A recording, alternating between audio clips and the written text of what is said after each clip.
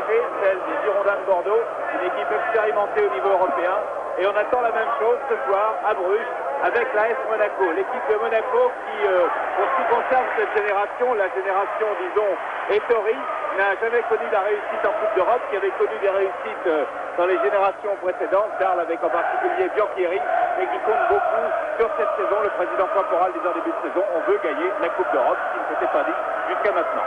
Oui, on veut gagner la Coupe d'Europe, ça va pas être facile. Imaginez-vous que ce soir, Monaco joue son 28e match de Coupe d'Europe et que pour le moment, c'est seulement la deuxième fois que l'AS Monaco est en 8e de finale d'une Coupe d'Europe. C'est le palmarès quasiment le plus triste, le plus affligeant des grandes équipes françaises, parce que Monaco est une grande équipe française. En face, une grande équipe belge aussi. Vous allez découvrir la composition de l'équipe. Là, vous l'avez par ordre de numéro. Je vous donne un petit peu les places. Van de Waal, c'est le gardien. En défense, c'est le numéro 10, Simoni, qui est arrière droit. Le numéro 2, Mamadou, est stopper. Le numéro 4, Plovy, est libéraux. Le numéro 5, Van Beek, est arrière gauche. Le milieu de terrain, ce seront les numéros 8, Carter, 3, Van der Elst, 9, Crève et 3 attaquants. L'un sera un peu plus en retrait, sans doute le 6, Coleman. Et en attaque, le 7, Mbouillou et le 11, Bril, que les abonnés de Marseille connaissent bien. En face, Monaco, pas d'énormes surprises, c'est-à-dire que l'incertitude sur Wea, qui s'était blessé à l'entraînement hier, a été levée. Wea joue, Atley bien sûr ne joue pas, n'est même pas dans les 16. Il fait qu'Ettori aura devant lui Valéry, le jeune stagiaire qui est arrière droit, Sonor et Baptiston au centre, Amoros à gauche. Un milieu de terrain très fourni, avec Hodel, avec Poulain, avec Ferrat, avec Dib, avec Touré, et que Wea sera sans doute un des seuls garçons en pointe. Alors Monaco va donner le coup d'envoi, mais Monaco a perdu le tirage au sort, ce qui fait que les Monégasques vont commencer sur le côté gauche de votre écran et que Jean-Luc Ettori va être sur le but où il y a la plus forte pression populaire. Et la pression populaire ici, ça compte beaucoup à Bruges, dans ce stade qui est archi plein pour ce match de Coupe d'Europe. Donc psychologiquement, disons, un petit moins pour Monaco qui donne cependant le coup d'envoi avec Glenn Hoddle. Glenn Hoddle pour Fabrice Poulain. Et première touche en faveur de l'équipe de Bruges. Remise en jeu de Van Dijk. Un des étrangers de cette équipe, lui est hollandais. Plovy, Van Dijk. Donc ouverture en direction de Mbouillou, le meilleur buteur. Et première frappe à côté des buts de Jean-Luc Ettori, frappe de Carter.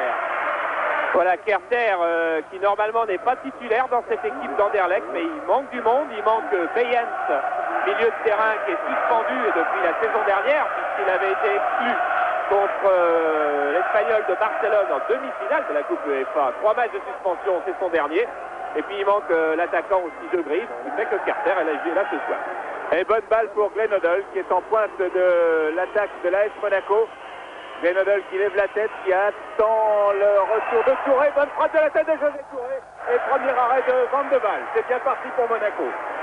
Une attaque qui n'avait l'air de rien, sur laquelle Hodel a formidablement bien temporisé. Il a trouvé José Touré pour une très très belle tête de José Touré. Et justement l'entraîneur Ouvart de Bruges craint beaucoup le jeu de tête de Touré. Ouverture de Jan Koolmans avec une interception de Ferraz qui était très replié. On va retrouver peut-être Koolmans. Non, c'est Monaco à nouveau très agressif en début de match avec Glenn Hoddle, avec une montée de Manuel Amoros.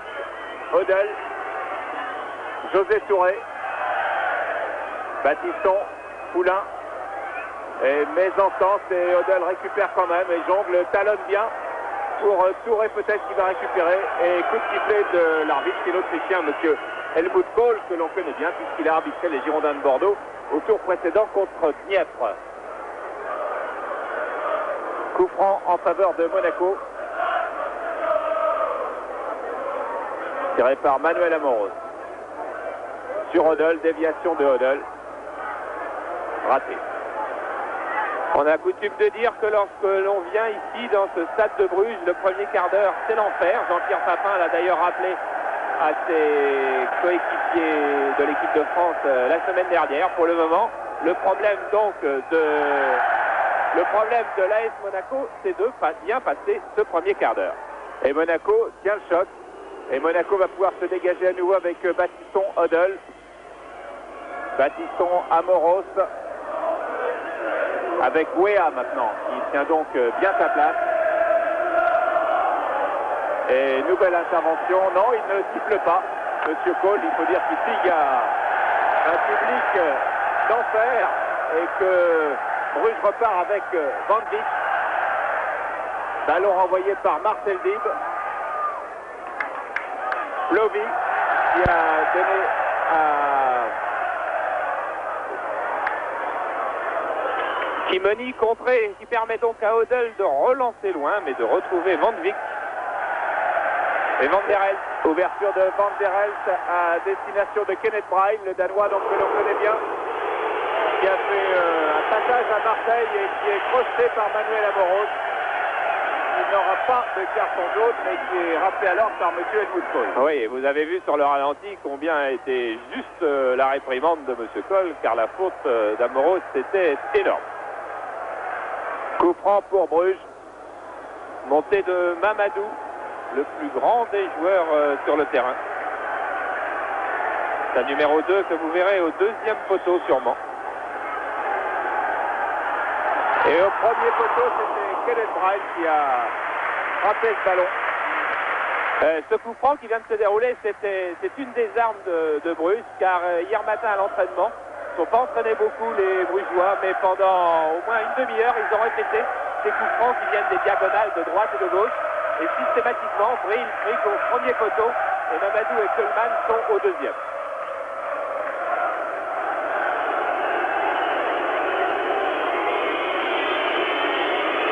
Jean-Luc Ettori en direction de José Touré, qui est l'un des meilleurs joueurs de tête évidemment de cette équipe de Monaco. À nouveau Touré avec Dib, Glenn Hodel. Glenn Hodel qui est contré par l'arbitre. Et Bruges repart avec Van Dijk, avec Plovy. Mamadou. Et à sa droite Kimoni qui préfère rester dans l'axe après avoir croché Hodel. Mamadou qui a tenté de donner à Braille et Weah est seul en pointe pour Monaco pour la contre-attaque avec un retour de Mamadou sur Weah. Weah qui a voulu donner à Hodel. Et c'est Plovy qui dégage maintenant avec Kimoni pour Bruges. Un début de match vraiment d'une très très grande densité. Plovy pour Bruges. Plovy, Kimoni. Et un début de match que les Monégasques abordent très très bien, car dès qu'ils ont le ballon, ils ne s'en débarrassent pas immédiatement. Ils cherchent à construire, ils cherchent à poser le jeu, ils cherchent à utiliser la puissance de Weah, la technique d'Hodel. Ils abordent bien, je ne sais pas ce que donnera la suite de la rencontre, mais en tous les cas, ils abordent bien un match difficile sur une terre difficile où par exemple Dortmund a encaissé 5 buts la saison dernière. La garde de Monaco est bien serrée autour de Battiston avec Amoros qui vient de donner à Glenn Hodel. Hodel toujours pour José Touré. Poulain. Valéry. Valéry avec Ferrad. Poulain. Jean-Marc Ferrad. Le long de la ligne. Prochek Van Dijk. Passe Coleman. Et Ferrad de l'autre côté pour Manuel Amoros maintenant. Manuel Amoros qui va frapper, non.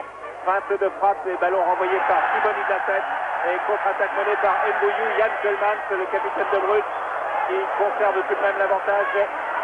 Oh là là. Et longue ouverture pour Kenneth Braille qui n'est pas en jeu. Kenneth Braille a un pouce franc son ballon dans la surface et Jean-Luc Ettori a pu en profiter de cette mauvais contrôle de Kenneth Braille. Et heureusement que Kenneth Braille a commis cette erreur qui est venue compenser l'erreur faite par Sonor qui ne s'était pas aligné sur Battiston qui réclamait une montée pour une mise en hors-jeu. Et une faute de Dib sur Van der Elst.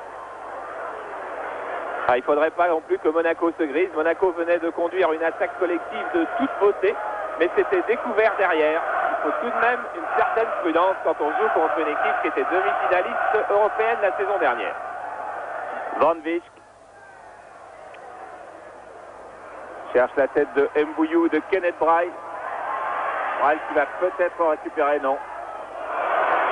Amoros ne fait pas de fioriture. Et c'est une touche. Remise en jeu de Carter pour Bruges.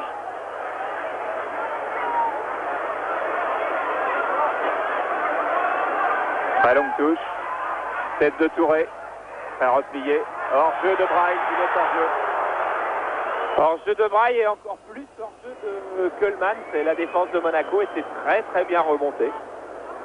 C'est aussi une des armes des équipes techniques, comme cette équipe monégasque, de savoir monter et utiliser le hors-jeu, plutôt que d'avoir à soutenir un combat d'arrière-garde très physique. Luc Sonor, qui joue donc stopper ce soir, puisqu'on n'a pas eu le temps de vous le dire encore. Vogel, Bijota et Atlet sont blessés à Monaco. Baptiston. Difficulté pour Baptiston, Van der Elst. Voilà, bonne interception de Baptiston. Et nouvelle pression de l'équipe de Bruges avec Kölman. Le juge de touche a failli intervenir et le monsieur Helmut Kohl a laissé jouer finalement. Emmanuel Amoros, qui est très offensif, qui a beaucoup de champ, donne à Glenn Hoddle, qui lui a moins d'espace, qui est marqué de près. Oh, José Touré aura son carton. José Touré aura son carton sur ce tacle et je crois qu'il ne pourra pas le discuter. C'était un tacle assez méchant lorsqu'il arrivait tard sur la balle. Assez étonnant d'ailleurs le nouveau José Touré depuis sa blessure. Un José Touré qui reste parfait dans tous les combats aériens. Et dès qu'il s'agit de tacler ou de défendre au sol, on pourrait penser qu'il a soit un petit instant de peur, enfin qu'il arrive tard et que du coup ça décuple une certaine méchanceté. Enfin là, il prend un carton qui n'est pas encore complètement grave pour le match retour, car pour les Monégasques ne sont sous le coup que d'un seul carton jaune, celui de Jean-Marc Perrat.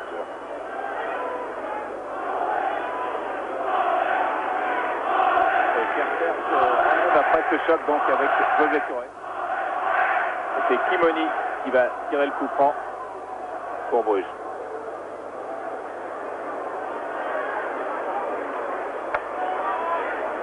Kimoni qui est zaïrois, tout comme Mbouillou.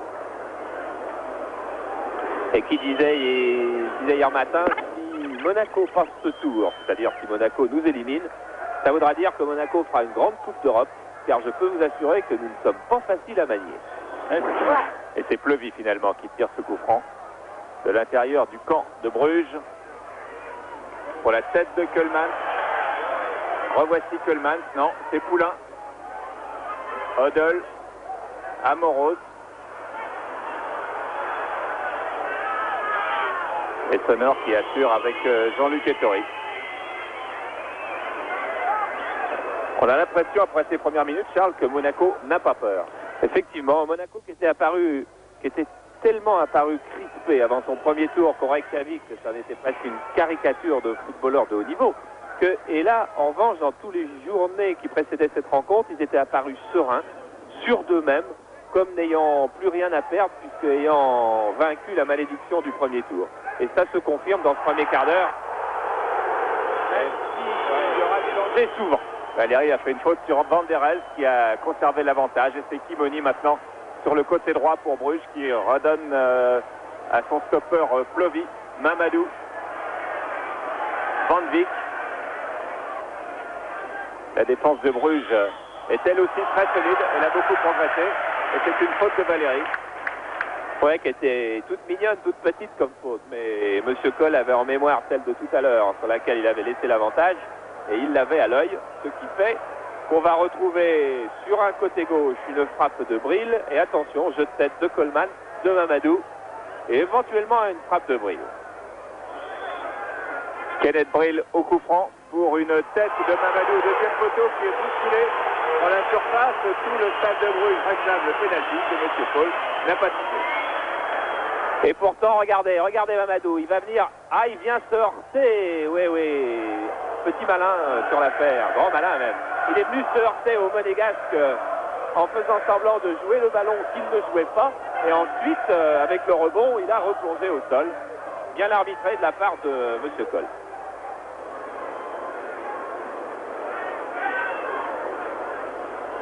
Ettori, ballon récupéré, non pas par Valérie.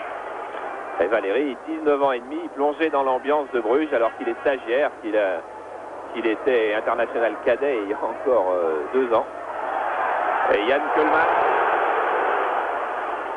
76 sélections en équipe nationale, aux prises avec Poulain. Poulain prend l'avantage.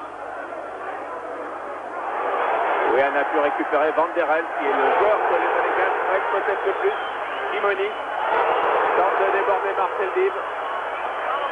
Toujours Kimoni. Il centre et bonne sortie d'Ettori. C'était ric-rac devant Mbouillou. Mais je crois que les Belges vont être obligés de procéder à leur premier changement, car si cette action a été très rapide, elle nous a montré aussi que Kerter boitait toujours depuis le tacle de Touré. Je ne serais pas étonné qu'il demande à sortir. Auquel cas, il serait certainement remplacé par Odor, car de toute façon, l'entraîneur hollandais, M. Henk Hoevaert, avait prévu de changer l'un pour l'autre à un moment de la partie. Valérie avec Odell. Odell qui pivote, qui tourne, qui a 4 joueurs autour de lui et qui a tenté de donner à José Touré. Ballon dégagé par Mamadou. Et hors-jeu de Jean-Marc Ferrat, pas de beaucoup. Oui, hors-jeu des attaquants centraux qui n'étaient pas revenus, qui étaient revenus trop tardivement. Et Ferrat est en train d'expliquer au juge de touche que lui, pensait-il, ne l'était pas. Mamadou, le Sénégalais, pour Kimoni.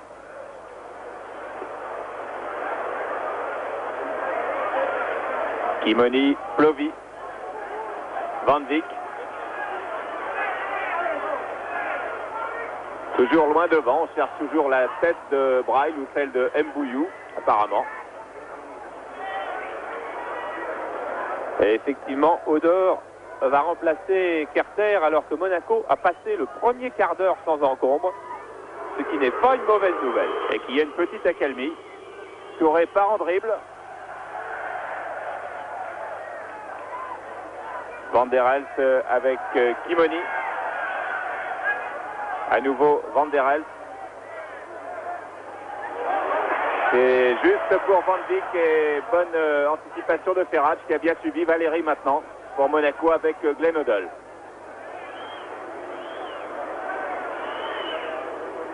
Touré qui se retrouvait face à Kerter qui boite effectivement de plus en plus.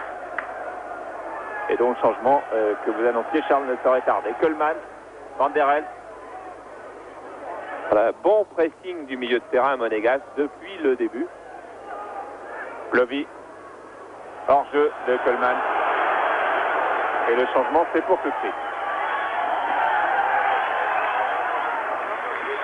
Avec l'entrée, donc, à la place de Kerter, de Odor.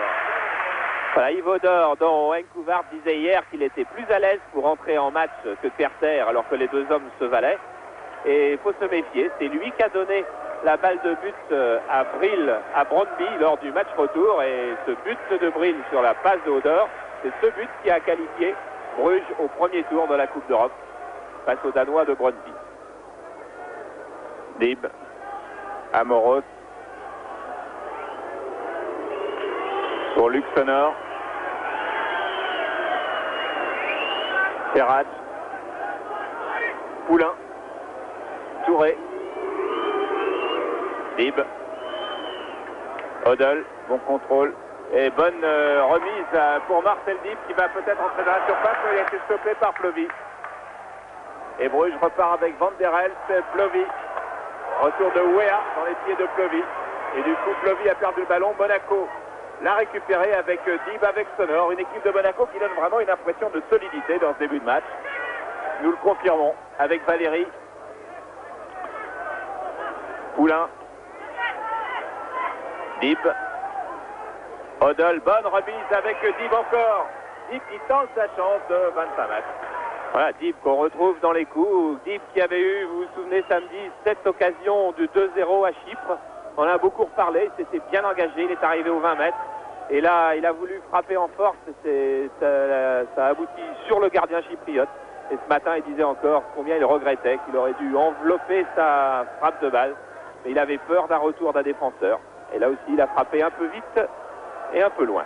Van der Elst, Coleman. Toujours aussi puissant, mais un peu moins rapide. Il a passé maintenant la trentaine. Glenn Odell.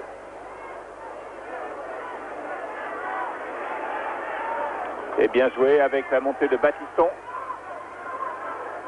Ce qui est bien la preuve de toute la confiance et de toute la sérénité presque incroyable de cette équipe monégasque.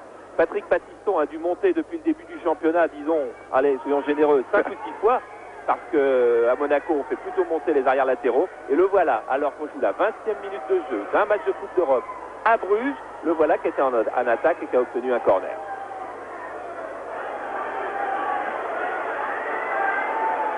Corner avec une montée de Sonore. La tête de Weah au premier poteau et une frappe d'Odell qui avait bien récupéré, qui a frappé du gauche.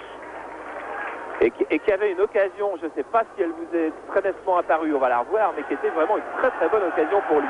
Mamadou a repoussé, et là Glenodel a son temps, regardez, il prend tout son temps et il frappe du pied gauche, au croisé. Lui qui est un excellent technicien, Glenodel avait là une belle occasion juste pour lui. Odor avec Mbouyou. Mbouyou qui est le meilleur buteur de l'équipe en championnat avec 8 buts. Van der Elst. Et hors-jeu. Je crois qu'on aura quelques frissons toute la soirée avec ces remontées de la défense monégasque. Arsène Wenger avait demandé à Patrick Battiston d'utiliser ce système de jeu, bien sûr, mais d'être relativement prudent avec. Pour le moment, Battiston et les rouges et blancs l'utilisent quasiment à 100%. Ça s'est bien passé. Pourvu que ça dure. Fabrice Poulain, Ferrage. Battiston. Patrick Battiston avec à nouveau Fabrice Poulain, poursuivi par Coleman et Valéry. Oh, récupère avec beaucoup d'autorité la touche, car elle était très exactement belge. Mais en vieux briscard qu'il n'est pas, il est allé chercher la balle. Et double feinte, ça a failli réussir jusqu'au bout. Et une faute sur Peter Crève.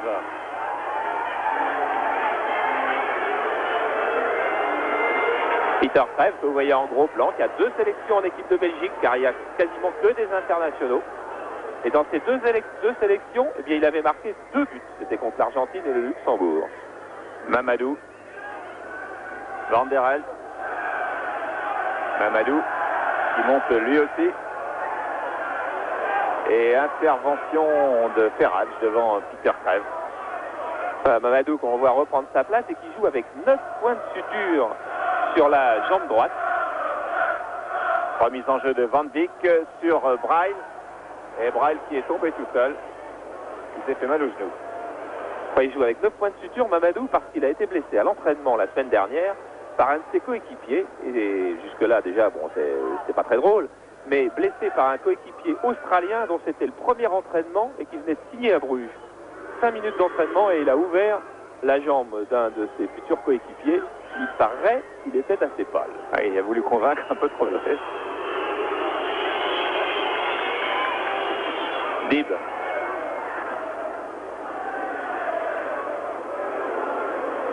Battiston.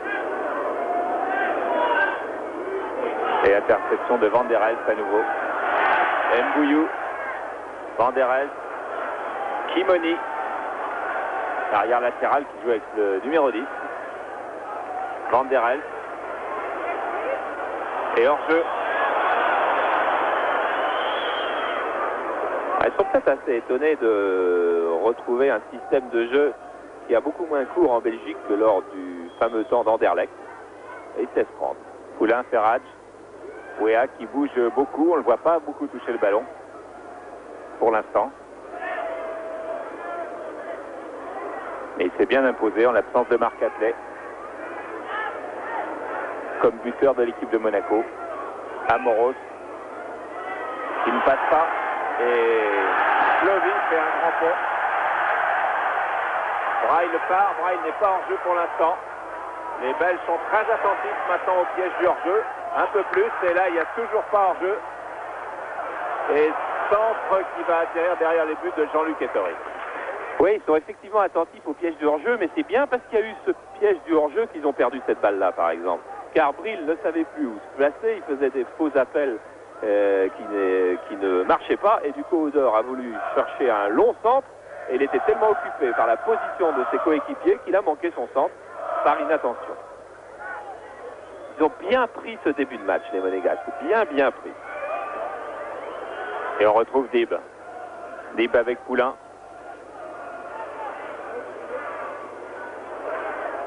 Valérie qui contourne bien Peter Trèves et qui donne à Wea.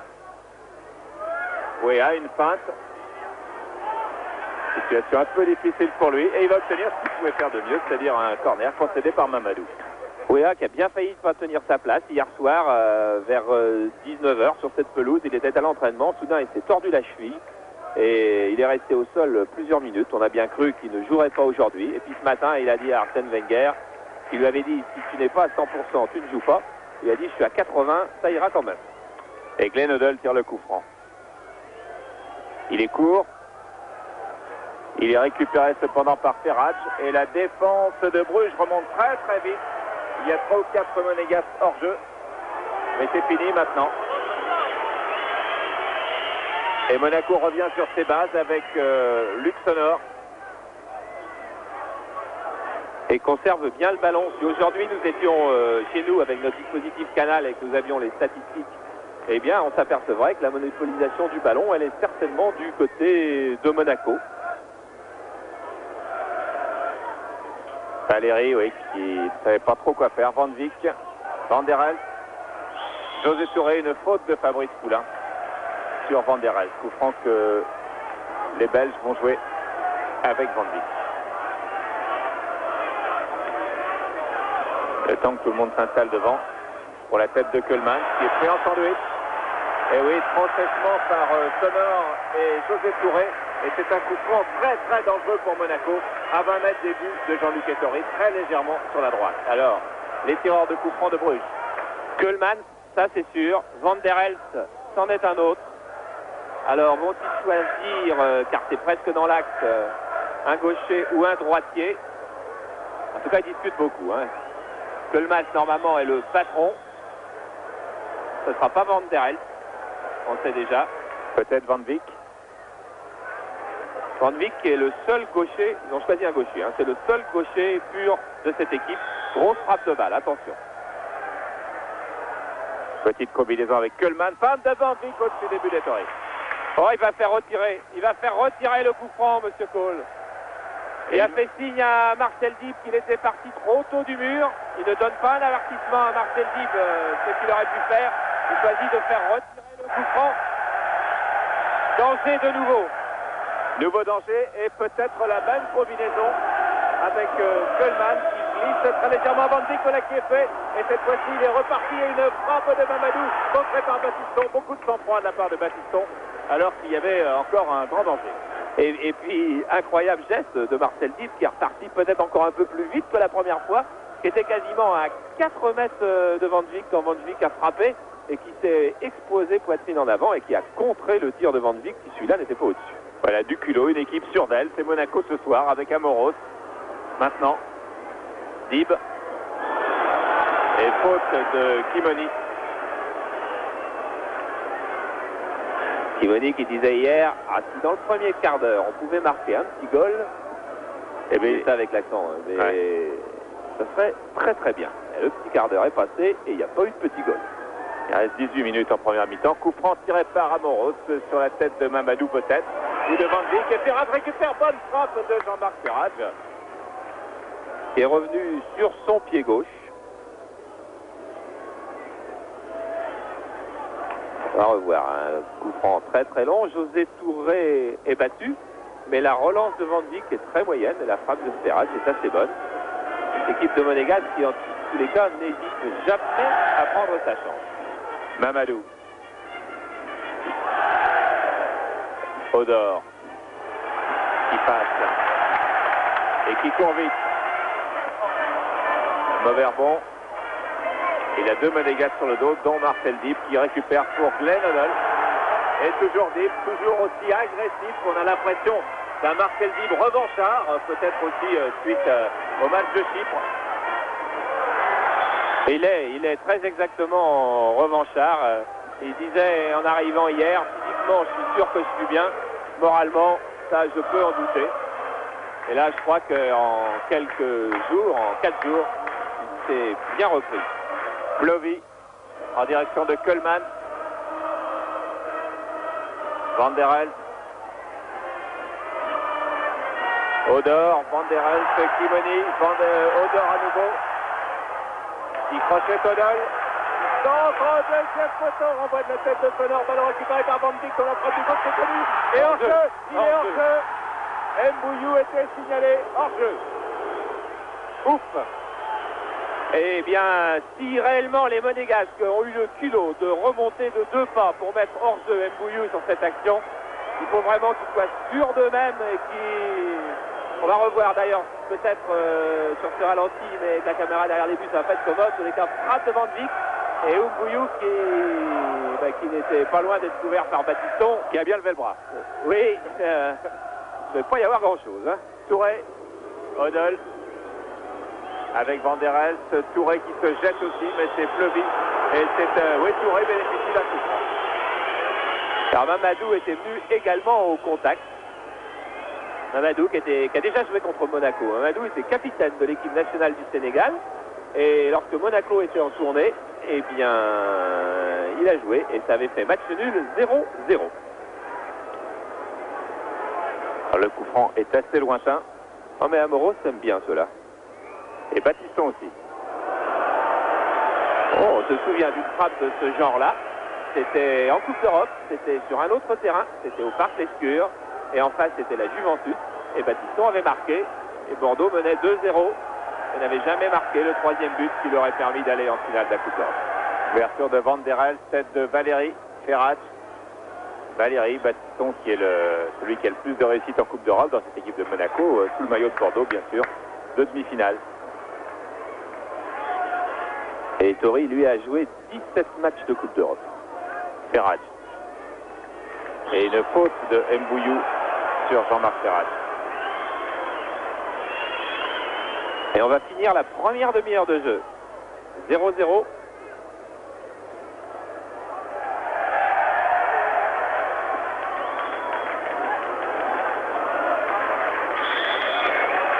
Et on attaque le dernier quart d'heure maintenant avec un coup franc tiré par Glenn Hoddle, renvoyé par Fleury. Bonne tête d'Amoros et Wea et face à face avec Van de Waal, il n'y avait pas hors-jeu. Sauf que c'était bien joué, quelle spontanéité et rapidité de ce joueur qui a l'air massif comme ça. Il fait 1m83 ou 84. 82 kilos. Et 82 kilos, c'est ça surtout. Et là, il a jailli vraiment tel une flèche. Il revient d'ailleurs d'Afrique. Il est joué avec le Libéria contre le Mali. Frappe de Poulain alors que Touré était envoyé au tapis. Il semble que le geste de Touré tout à l'heure sur Carter n'a pas été oublié par les Belges. Oui, et M. Cole fait semblant de ne pas voir José Touré, qui font signe les remplaçants monégasques, a pris un coup de poing de Mamadou. Kimoni maintenant. Et le jeu continue avec Kimoni toujours. Van der Elst. Et interception de Dib. Glenn Hoddle. Wea. Ah oui, le public réclame hors-jeu de Touré qui ne fait pas partie du jeu tout de même. Wea toujours et qui glisse un ballon pour Ferrat qui va voter sur Van de Waal. Deuxième belle sortie de Van de Waal dans les pieds de Ferrat après être sorti dans les pieds de Wea. Voilà. Philippe Van de Waal, gardien qui est en train de monter dans la hiérarchie belge. Il était remplaçant contre la Suisse, remplaçant de Bodard la semaine dernière. Et Battiston tape en touche pour permettre et aller intervenir auprès de l'arbitre. Il veut pas. Il veut pas. Il ne veut pas. Ah, il faut garder son sang-froid dans ces cas-là. Oui. Oh là, et le docteur de Monaco qui rentre sur le terrain, mais qui là va se faire bien sermonner. Et il ne veut pas qu'on aille soigner José Touré. Il estime que José Touré fait du cinéma, il prend un risque, ou alors il est très sûr de lui, M. Cole. Van der Elst. Le jeu continue et Dib a toujours cette hargne, avec maintenant Wea. Dans le bon sens du terme, bien entendu, la hargne. Hein. Il va aller tout en puissance, Wea. Ouais, il est allé se heurter. Et c'est Mbouillou qui mène la contre-attaque avec un bon tacle de Patrick Battiston. Le ballon sort et toujours pas d'arrêt de jeu. Et Touré se relève. Touré se relève et vraisemblablement. Et la télévision belge nous offre un gros plan de M. Cole car visiblement sa décision étonne. Odor, Kimoni. Et ce sera une sortie de but. C'est-à-dire que si M. Cole va aller jusqu'au bout de lui-même, ou il estime que José Touré fait du cinéma, et dans ce cas-là, il sort un carton jaune et il lui met. Ou alors, il prend le risque de ménager la chèvre et le chou. José Touré, qui est très très loin, là, visiblement se tient le visage. Et vous voyez, vous allez peut-être voir tout à l'heure que le kiné de Monaco, Michel Franco, a fait tout le tour du terrain et est venu soigner José Touré de l'autre côté du terrain. Et là aussi, il y a des équipes qui se seraient énervées devant, disons, l'inertie de M. Cole. Mais attention à cette attaque avec Luc Sonor, pressé par Bryce. Qui prend le ballon de la main. De la main. Le ballon de la main, il l'a vu, il a été sifflé par M. Cole. Le contrôle de la main. Et là aussi, le geste de Bril qui fait semblant de s'étonner et voilà, elle va être sanctionnée. Regardez, il appelle. Alors, on va d'abord revoir le ralenti plutôt. Parce que regardez, tête de Sonor qui est très très faible. Et Bril qui veut contourner, hop, de la main. Jean-Luc Ettori le montre immédiatement. Ouf. Parce que si on avait vu deuxième but de la main en 10 jours sur Canal, ça aurait fait trop.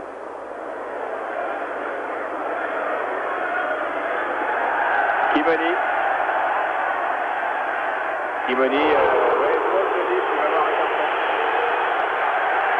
Avertissement, vraisemblablement. Oh oui. Pour Marcel Dib. Voilà, c'est fait. Il faudra quand même pas collectionner les cartons. Il y avait Touré, il y a Dib.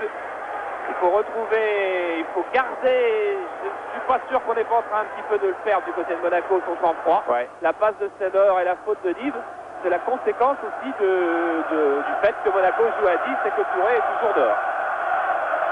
Il est à l'extérieur du terrain, soigné donc par le kiné de Monaco. Et il semble vraiment touché. Il l'est. Vanderel tire le coup franc. Jean-Luc Ettori. Très bonne appréciation de la trajectoire, juste devant Coleman. Oui, le Coleman d'il y a 4 ou 5 ans aurait peut-être joué un petit tour à Ettori, car Ettori a vraiment jugé que Coleman n'allait pas beaucoup décoller. En attendant, Monaco toujours à 10, Touré est toujours dehors.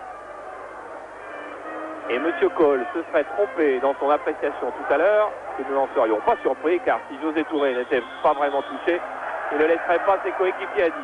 Alors qu'un coup franc a été joué rapidement par Bryce, il lance le Coleman. Coleman bouscule Sonor, et c'est vrai que là aussi le Coleman, il y a 3-4 ans, aurait peut-être pris de vitesse Sonor qui était déjà en difficulté. Alors c'est vrai que physiquement, Coleman, le cahier, le grand, extraordinaire joueur qui a été Coleman, n'a plus les moyens physiques qu'il l'avait, mais il a des éclairs de classe encore assez extraordinaires. Et il va falloir bien avoir l'œil sur lui, car si un homme veut gagner le match pour Bruges, c'est à coup sûr Coleman. Et Touré est revenu sur le terrain. Et on est dans les 10 dernières minutes de cette première mi-temps. Et toujours 0-0, ce qui, bien entendu, est un bon résultat pour Monaco. Et un bon match, ce qui est aussi une bonne nouvelle pour vous, les abonnés de Canal, qui voyez 2 matchs de Coupe d'Europe aujourd'hui. Mamadou, en direction de Peter Crève. Un crochet, 2 crochets. Un troisième. Un centre sur Odol. Ferrach, toujours bien cramponné au sol. Odol. Ouéa. Quel maestria pour sortir le ballon de cette zone difficile avec Glenn Odell que l'on retrouve. Et qui a fait une belle feinte. Poulain. Et mésentente entre Poulain et José Touré. Et vite on revient reprendre les positions défensives, celles de Dib et de Poulain, qui jouent tous les deux devant la défense, juste devant Sonor. Odor pour Bryce. Et Bryce qui a passé Sonor, mais le ballon était sorti. Je crois que c'est le tacle de Sonor qui a été sifflé, sanctionné même par M. Cole et monté à toute allure de Van Dijk, l'arrière gauche qui réclame le ballon. C'est Bryce qui tire lui-même ce coup franc. Et Ettori une nouvelle fois devant Coleman. Cette fois-ci, il a mis en corner. Et cette fois-ci, Coleman, c'était encore plus pressant. Et ce long, très très long coup franc Jean-Luc Ettori qui est obligé d'y aller en reculant, ce qui est le plus difficile bien sûr, et d'une seule main. Peter Crève tire le corner pour Bruges. Il est long pour la tête de Mamadou qui le prend bien. Dans une position difficile, il avait été un peu bousculé. Il était en déséquilibre et il a quand même bien ajusté sa tête. Et il était à peu près le seul à avoir bien jugé la trajectoire de la balle, qui était montée très très haut, puis qui regardait d'un seul coup va descendre beaucoup plus court. Tous les rouges sont battus.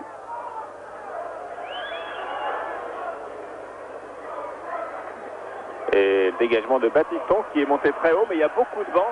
Et le vent souffle contre Monaco en cette première mi-temps. Et il s'est levé depuis quelques minutes. Il est plus violent qu'en début de match. Touré. Touré qui s'accroche. Oh là là, c'est bien joué. Et faute de Mbouillou sur José Touré. Ah, qui aura eu son compte dans cette fin de mi-temps. Enfin, on ne peut pas oublier non plus que, à cause de son tacle de tout à l'heure, Kuerter, lui, est sur le banc de Bruges et qu'il a été remplacé par Odor. Coup franc tiré par Battiston avec l'anglais Glenn Hoddle. Marcel Dipp. Amoros. Et faute de Kimoni sur Amoros. Et les fautes des Belges sont toujours à 35 ou 40 mètres des buts de Van de Waal. Ah, on en a vu des équipes qui font ça beaucoup, hein, qui cassent à 40 mètres. Il y a moins de danger. Amoros pour la tête de Touré. Oh là, et finalement, on a failli voir un but contre son camp de Van der Elst. Et Van de Waal n'en revient pas. Ah, complètement, parce que regardez ce qui va se passer. Van de Waal qui veut devancer Touré, effectivement il devance Touré, et regardez Van de Waal, il est complètement à l'intérieur du but. Heureusement qu'il a la présence d'esprit de garder ses bras et ses mains et de tenir le ballon à bout de bras. Ouais. Kuhlmann pour Van der Elst, interception de Dibb. Tête de Plovy. Odor qui passe bien. Odor qui a donné beaucoup de perçants à l'attaque de Bruges depuis qu'il est rentré. Remise en jeu pour Monaco pour José Touré. Dibb. Fabrice Poulain. Wea peut-être avec Touré. Non, c'est avec Hoddle qui est parti dans la défense. Hoddle va frapper du gauche. Ah, Glenn Hoddle qui a choisi de frapper du pied gauche. Ali, comme il frappe aussi bien du gauche que du droit, on ne peut pas vraiment lui reprocher, mais qui n'a pas vu lancer qu'il était, que Fabrice Poulain avait complètement accompagné cette attaque et qu'il était seul au centre. Ça fait rien parce que c'est en tous les cas la preuve. Regardez Fabrice Poulain, il est tout en bas à droite de l'écran. Glenn Hoddle est là, il choisit de frapper un centre. Oui, il pouvait être intercepté, le centre aussi. C'est bien joué. Et on retrouve Glenn Hoddle avec une talonnade récupérée par Van Dijk. Crève. Van Dijk qui monte maintenant. Les Belges montent plus en cette fin de première mi-temps. Et hors-jeu de Hoddle. Sur cette ouverture de Plovy. Et une nouvelle fois, Monaco a bien joué le coup. Et une nouvelle fois, le juge de touche a bien vu. Oui, ça c'est normal. C'est son travail. C'est plus facile pour le juge de touche de bien lever son drapeau que pour Patrick Battiston de bien aligner toute sa défense. Pour le moment, dans cet exercice, les Monégasques font un sans faute. Et imaginez un petit peu les Monégasques d'il y a un mois au niveau mental où ils étaient face à Reykjavik. Jamais ils n'auraient réussi, mais même jamais ils n'auraient osé jouer de cette manière. Et là, ils perdent le ballon que récupère Van der Elst. Et Hoddle est là. Hoddle pour Wea. Wea, s'il passe, ça peut faire mal. Et il y avait le retour de Mamadou sur Wea. Et on retrouve à nouveau Bruges avec Mamadou. Je ne serais pas étonné, compte tenu de la façon dont se déroule le jeu, qu'Arsène Wenger fasse rentrer Fofana à un moment quelconque de la deuxième mi-temps, car vraiment il y a des espaces à prendre face à cette équipe de Bruges, et la vitesse de course de l'Ivoirien pourrait être une arme assez étonnante et décisive. Disons à 20 minutes, une demi-heure de la fin. Par exemple, ou bien peut-être plutôt si Wea se ressent un peu de sa blessure, ce que je crois, car d'abord il n'a pas d'énormes jaillissements, et en plus de temps en temps j'ai l'impression qu'il boite. Tête de Battiston, tête de Van der Elst, de Bryce, Kuhlmann c'est là, et une faute sonore. Et les fautes de Monaco ne sont pas à 30 ou 40 mètres comme le sont celles de Bruges, elles sont à 25 mètres des buts des touristes. Voilà, et Fabrice Poulain rappelle tout le monde, et tout le monde, ça veut dire même Wea qui était resté en pointe, car Jean-Luc Ettori va vouloir un mur de 4 ou 5 joueurs. À 2 minutes de la fin de la première mi-temps. Alors pour tirer ce coup franc, Van der Elst, Mbouyou.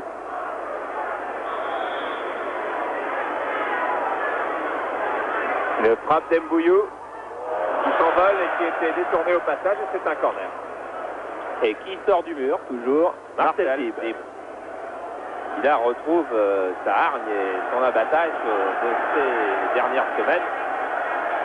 L'abattage qu'il n'avait pas eu avec le maillot bleu. Corner tiré par Braille. Attention, nous sommes en fin de première mi-temps et Jean-Luc Ettori a accompagné ce ballon à nouveau en corner. Avec beaucoup de métier, car il a vu qu'il était battu pour l'interception à 2 mains. Il a donné une petite pichenette d'une main pour empêcher Coleman de mettre sa tête. Peter Crève tire le corner de l'autre côté. À l'intérieur du rond, lui fait signe Monsieur Cole. Et les photographes à l'extérieur de la ligne. Voilà.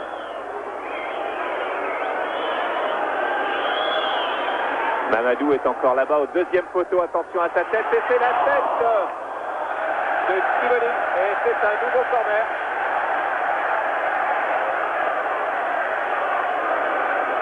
Fin de première mi-temps. Très très dur pour Monaco. Il reste 45 secondes de temps réglementaire à nouveau. Un corner tiré par Peter Crève au deuxième poteau. Le voilà, Mamadou, attention. Et cette fois-ci, ça va derrière les buts de Jean-Luc Ettori.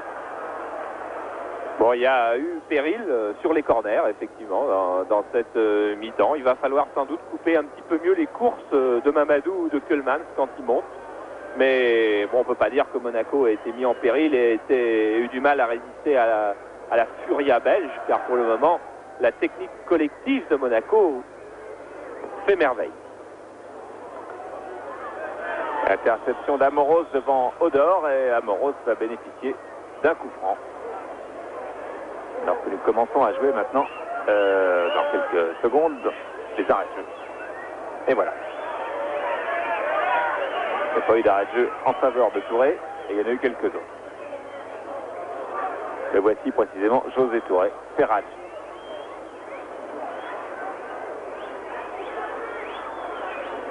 Valérie. Odol, tout de suite pour la tête de Touré qui a été bousculée. Et Wea était là au deuxième poteau, alors que Touré a des duels très très serrés. Et là, c'était avec Mamadou. Mais quel centre parfait encore de Glenn Odell qui a pris tout le monde à revers. Et on retrouve Mamadou avec Van Vick. Ça va sortir. Et Valérie, sur son aile droite, à 19 ans et demi, fait un match parfait. Il avait été parfait et avait totalement muselé Eric Cantona lors de Monaco-Marseille. Le voilà pour son premier match de Coupe d'Europe. Il est rentré à Reykjavik, mais là, il est titulaire. Le voilà qui, pour le moment, tient très très bien son rôle. Attention à cette attaque menée par Coleman, Patisson. Et ballon récupéré par Van Dijk pour Bruges. Interception de Dib. L'arbitre laisse jouer. Dib ne passe pas. Peter Crève récupère. Et Touré a raté son interception. Que c'est dommage. Odor. Et effectivement, on voit que Touré hésite toujours au moment de contrer. Et M. Cole a pris Touré en grippe. Ça, je peux vous l'assurer. Car là, il n'y avait pas vraiment de faute de Touré. Et il y a eu ce coup de sifflet. Coup franc tiré par Braille à nouveau. Récupéré par Mamadou qui va... Non, qui n'a pas trouvé de position pour frapper. Van der Elst. Frappe magnifique de Franck Van der Elst. Détourné par Jean-Luc Ettori en corner. Alors que la première mi-temps, le temps réglementaire est terminé depuis 2 minutes. Et que c'est un corner que va aller tirer Braille. Avec encore Van der Elst, un ballon qui lui est subtilisé sous le nez par Poulain.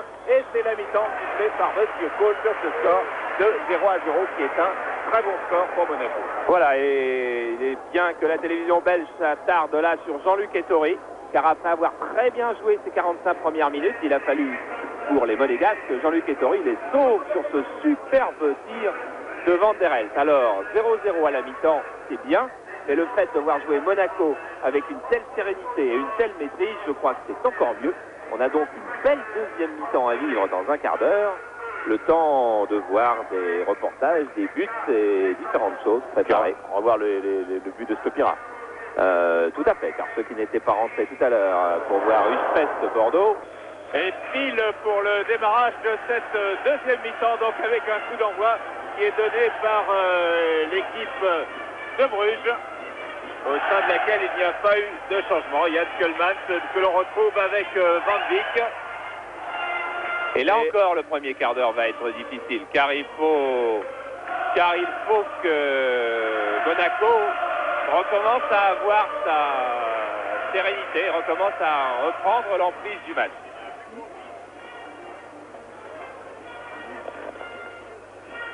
Voilà, Monaco qui va bénéficier d'une touche. Et non, la touche c'est pour Bruges.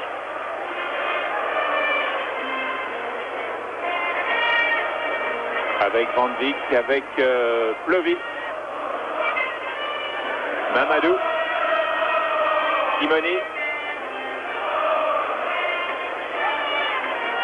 À nouveau Plovy. Van Dijk le gaucher. Plovy encore.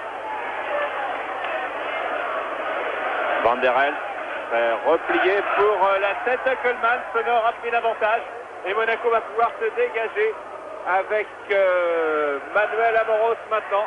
Il file le long de la touche après une accélération, 3 Belges autour de lui.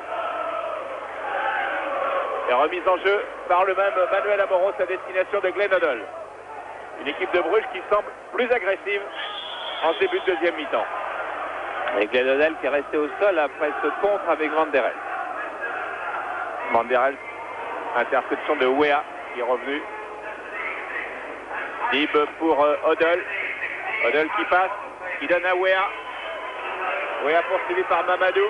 Suivi plutôt par Mamadou. Bonne frappe et belle frappe, bien lourde et bien cadrée de Weah. Voilà, et bon arrêt de Philippe Van de Waal qui devait s'employer car cette frappe était énorme. Van Dijk. Van der Elst. À nouveau Mamadou. Yann Keulemans. Kenneth Braille, Keulemans qui passe. Van der Elst.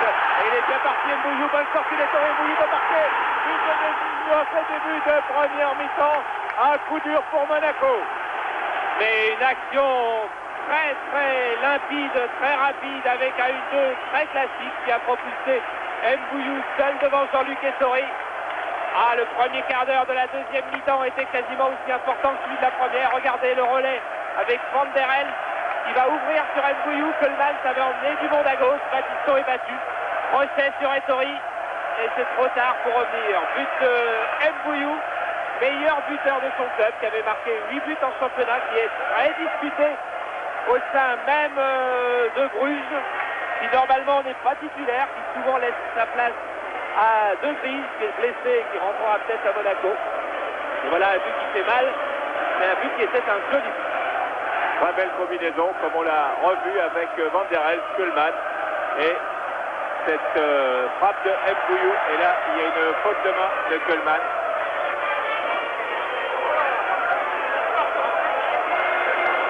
Monaco avait commencé peut-être ce début de deuxième mi-temps de façon un peu moins fringante que le début du match. Hoddle, ouverture pour Ferrat. Ferrat cherche le pied gauche, frappe contrée de Jean-Marc Ferrat, très accrocheur. Oh là là, quelle belle reprise acrobatique de Jean-Marc Ferrat qui est passé à côté des buts de Van de Waal. Ah, cette équipe de Monaco a de quoi marquer un but sur le terrain de Bruges. L'équipe de Bruges avait de quoi marquer des buts à Monaco. On le savait, on le sait un peu mieux maintenant. Mais Monaco doit surtout pas s'affoler, ne pas non plus prendre trop de risques. Une défaite 1-0 ne serait pas un drame quand Monaco prouve qu'ils sont en train de revenir en forme. Et surtout ne pas craquer maintenant. Mbouillou pour hors-jeu, oui, hors-jeu de Crève, de Peter Crève là, qui était parti. Il faut rester calme, il faut garder son jeu collectif et il faut profiter des espaces qui vont forcément rester.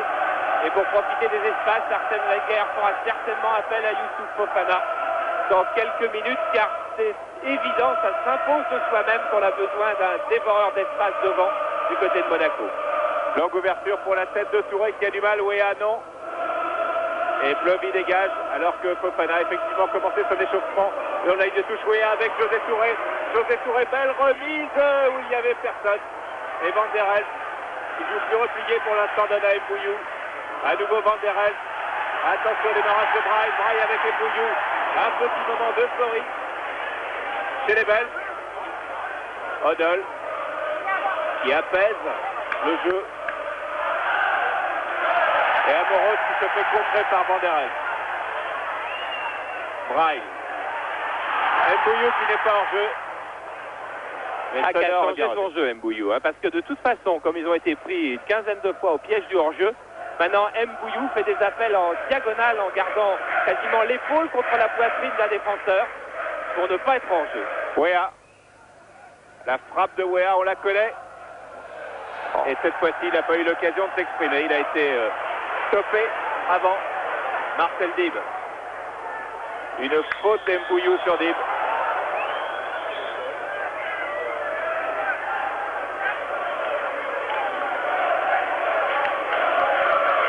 Tout irait bien pour l'AS Monaco s'il n'y avait pas eu ce but d'Mbouillou. On est d'accord. Coup franc tiré par Amoros avec Poulain. Valéry, Ferrach. Et la touche est pour Bruges. Remise en jeu de Van Dijk.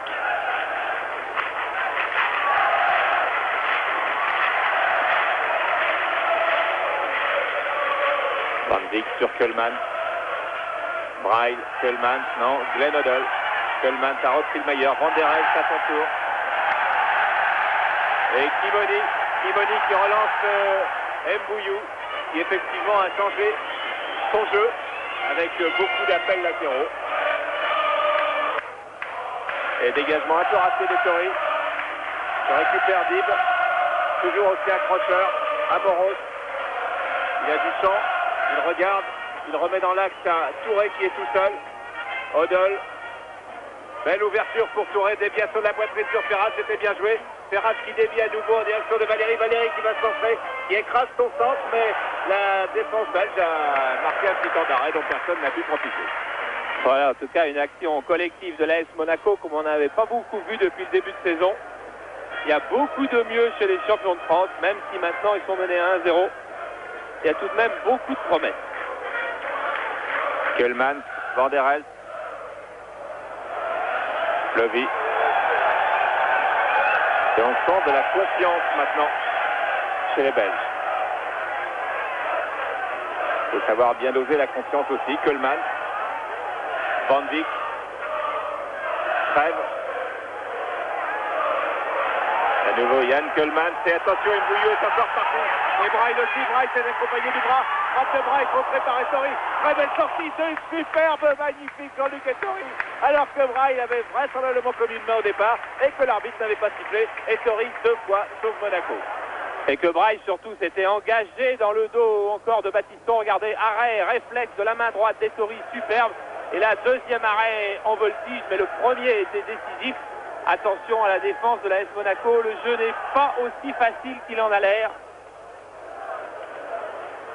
Tête de Touré, et Weah part en force devant Mamadou qui tient bien le choc. Il tient bien le choc.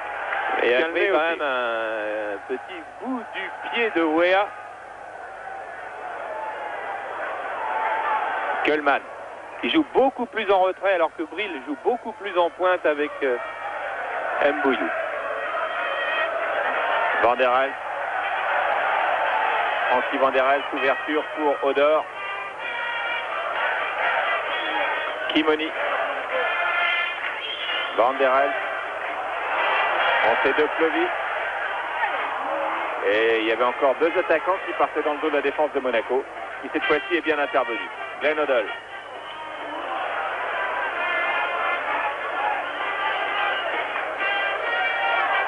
Interception de Mamadou devant Weah.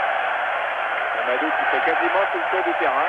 Ovationné, et c'est maintenant Van Dijk Moment difficile pour Monaco. Braille. Peter crève. Van der Elst crève à nouveau. Contré par Rodol. Et on retrouve Odor. Van der Elst. Terrible changement de rythme de Bruges qui a beaucoup accéléré le jeu. Et qui du coup empêche Monaco de poser le sien. Regardez Van der Elst en gros plan. C'est un des hommes sur lesquels Arsène Wenger avait prévu un système défensif particulier, car il sait très bien que maintenant c'est lui qui organise le jeu de Bruges. Il avait prévu de mettre Ferrach ou Deep dans sa zone de jeu. En ce moment, il est un petit peu libre, Van der Elst. Et la touche est à refaire.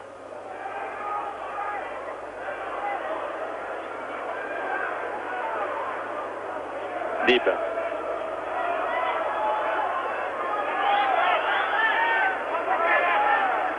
Touré. Poulain. Valéry. Bonne circulation à Monaco. Valéry qui parvient à centrer pour Touré. Superbe! Quel beau geste de José Touré sur ce centre de Valéry.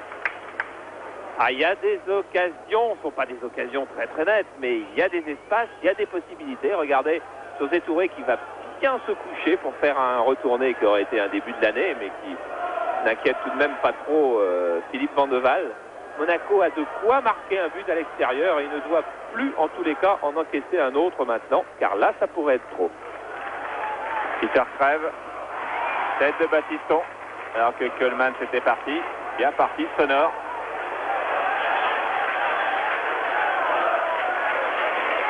Et Monaco qui est un peu pris dans une nasse en ce moment. A du mal à s'en sortir. Et oui, il fallait faire circuler le ballon très vite d'un côté à l'autre. Monaco a essayé, a juste manqué la dernière passe, mais cette dernière passe manquée offre le ballon à Bruges. Van der Elst. Lovy. Van Vick. Et hors-jeu de Mbouillou.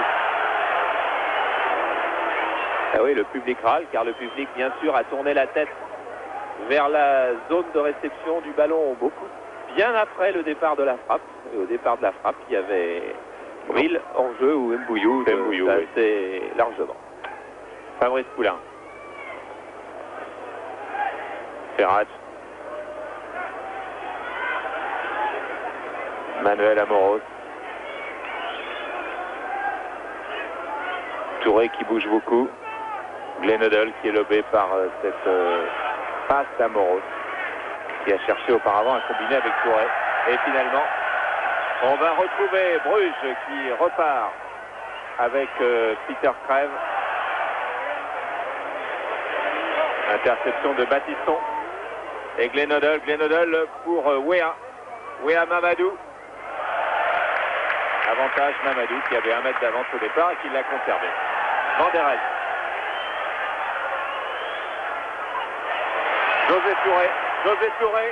José Touré toujours avec Kimoni et Odor autour de lui alors qu'il était un petit peu abandonné. Amoros pour la tête d'Hoddle, ça sera trop long. Difficile d'ajuster des transversales aériennes, surtout avec le vent qui souffle sur le terrain. Oui, il vaut mieux du côté de Monaco bien poser le jeu et bien construire plutôt que de chercher des balles trop profondes. Mbouillou, le buteur, il lance Braille. Et attention à la sortie d'Ettori. Oh là là, Braille va pouvoir marquer, non? Eh bien, cette sortie d'Ettori qui pouvait paraître aventureuse, en fait, a été décisive. Car si Ettori ne sort pas, eh bien, Bril peut contrôler son ballon et à ce moment-là, se retrouve seul pour frapper. Regardez, en fait, c'est ce que je crois.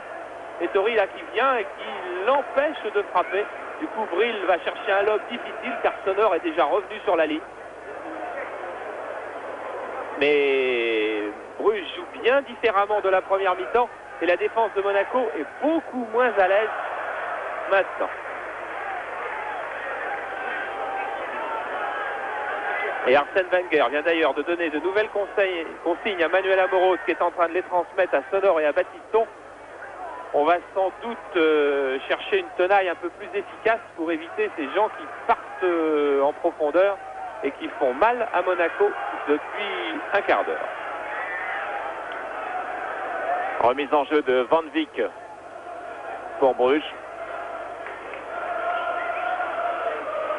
Peter Trèves et c'est Touré qui est venu ratisser avec Odell. Ferrage, Odell. José Touré, nouvelle déviation de la poitrine sur Poulain. Et des Belges très très accrocheurs, beaucoup plus qu'ils ne l'étaient en première mi-temps. Amoros. Et il est tout seul. Il va tenter sa chance tout seul. Il y avait guère d'autres solutions si ce n'est Weah sur la gauche, extérieur de Weah, extérieur du pied. Weah encore, très beau crochet.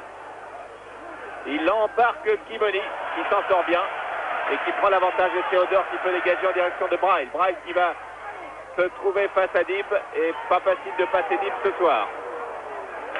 Braille encore. Et il y a eu une intervention de Marcel Dib. Un peu trop rude sur le Danois.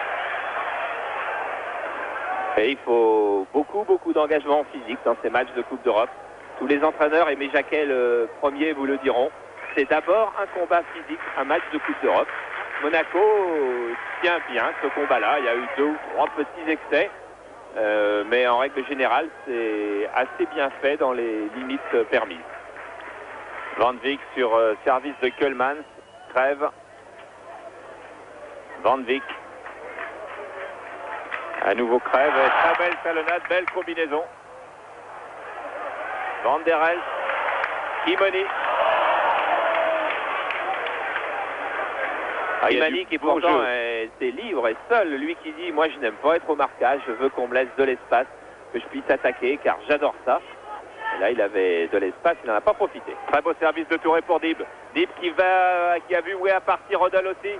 Odell continue, Odell le fait, contourne Odor et nouveau coup franc belge, mais toujours coup franc assez lointain. À 30 bons mètres, début de Van de Waal. Et on voit, regardez le maillot de Dib et regardez le col de l'arbitre, Monsieur Cole, il y a énormément de vent maintenant. Même au ras du terrain, malgré les tribunes qui cernent ce nouveau stade de Bruges. C'est pas sur celui-là que Lyon avait joué en Coupe d'Europe il y a une dizaine d'années. C'était dans le vieux. Coup franc que va tirer Glenn Odell. Pour la tête de Touré. Et une reprise peut-être de Sonor, qui a été au contact avec le gardien Van de Waal. Très bien, et c'était très très proche d'une occasion de but. On va mieux le revoir, j'espère. Coup franc de Odell, José Touré qui va s'élever. S'élever, il vient. Oui, le voilà. Et la balle, donc, qui lobe tout le monde. Et normalement, il y a Sonor qui doit arriver là, en même temps que Van de Waal. Ah, il lui manque un centième, disons, allez, 2 centièmes de seconde. Et Sonor avait cette balle. Alors, il y a 2 joueurs au sol, c'est Mamadou d'une part et le gardien Van de Waal à Bruges. Philippe Van de Waal, alors que là on a un gros plan sur Mamadou. Philippe Van de Waal qui est un des monuments de cette équipe de Bruges. Voilà 8 ans qu'il est là. Gardien assez étonnant qui s'échauffe pendant 1h30 comme un fou, à tel point qu'il va prendre 2 fois sa douche avant le début du match. Et puis gardien assez étonnant aussi parce qu'il parle en 3 langues. En français, en flamand et même en sénégalais. Il a appris quelques mots en sénégalais pour parler bien sûr à Mamadou. Van Wyk. Tout le monde a récupéré. Van der Elst. Il reste 27 minutes. 1-0 pour Bruges. But de Mbouillou marqué au tout début de cette deuxième mi-temps. Et là, phase ratée de Keulemans. José Touré qui a tenté une passe difficile, qui a pris l'avantage de la tête, qui donne à Glenn Odell. Odell qui a vu Weah tout près. Et de l'autre côté, Jean-Marc Ferrage et Dib qui se gênent. Baptiston monte, avantage peut-être à Baptiston. Ça passe difficilement pour Baptiston et c'est Kenneth Braille qui mène la contre-attaque maintenant pour Bruges. Braille avec Crève à sa gauche avec un départ d'Mbouillou qui pose énormément sur le fond de l'attaque. Et Monaco tient bien le choc et Monaco repart avec Ferrage. Retour de Mbouillou dans les pieds de Ferrage et faute d'Mbouillou. Voilà, qui n'est pas une faute bien gentille non plus celle-là, car il a vraiment choisi délibérément la faute sur Ferrage plutôt que de jouer le ballon. Et Sonor boite.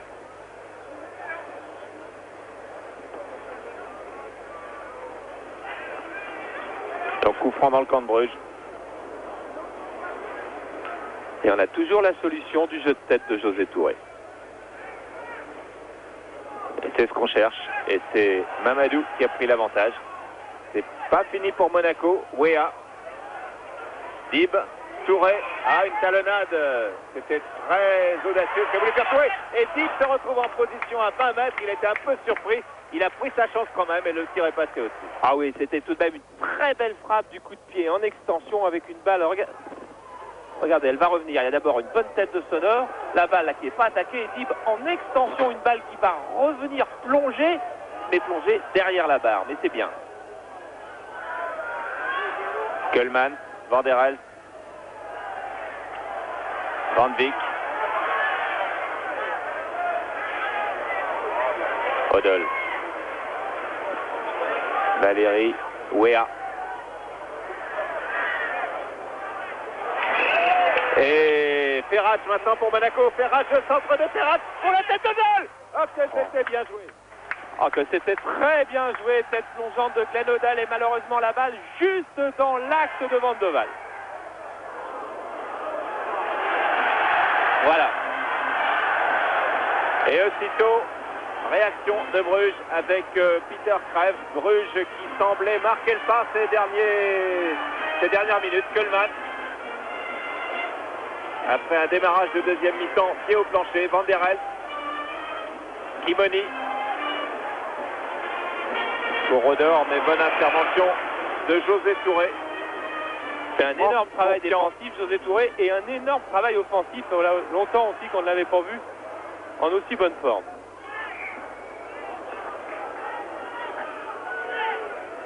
Voilà, et ben c'était moins bien, mais il s'est battu pour récupérer la balle et il ne l'aura pas.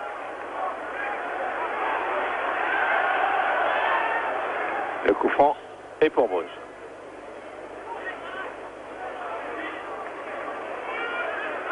Quand il y a le doute, M. Cole donne souvent bénéfice à l'équipe qui reçoit. Et vous, abonnés de Canal, le savez bien, car vous avez tout de même le souvenir de Bordeaux-Nieppe, où M. Cole était plus attentif à un camp qu'à l'autre. Peter Craeve. Et une faute d'Odol.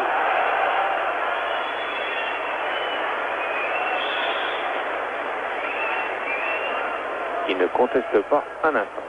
Et voilà, il demande à Jean-Luc Ettori un mur à 2.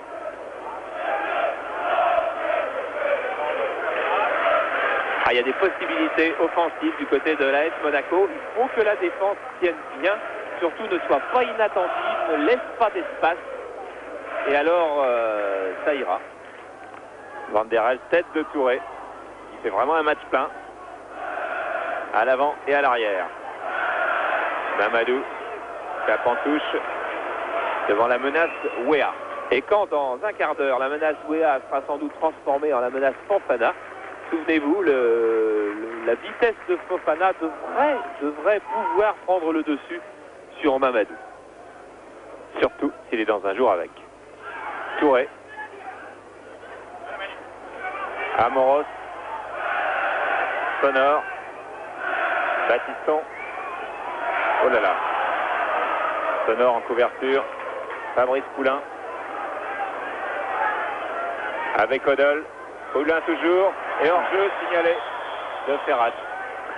Eh oui, parce que la transmission de balle a été un tout petit peu lente. Cette action qui s'annonçait superbe a été stoppée par le hors-jeu de Ferrat.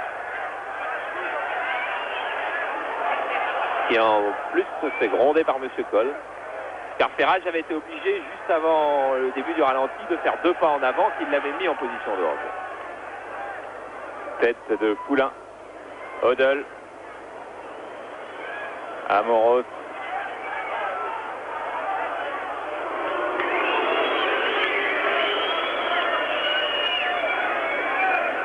Ce Monaco-là a en tout cas un potentiel européen. Oui, il va être assez frustrant pour les joueurs de repartir avec une défaite de Bruges s'ils repartent avec une défaite aujourd'hui, car ils avaient les moyens de repartir avec un beau nul. Et attention à Braille. Braille, tête de Baptiston, heureusement, car il avait Mbouyou dans le dos, puis Kuhlman qui arrivait. Et toujours les Belges avec Peter Craeve, avec Mbouyou. Et le piège du hors-jeu de la défense de Monaco marche moins bien maintenant. Et Amoros qui va intercepter Kimoni. et commettre une faute.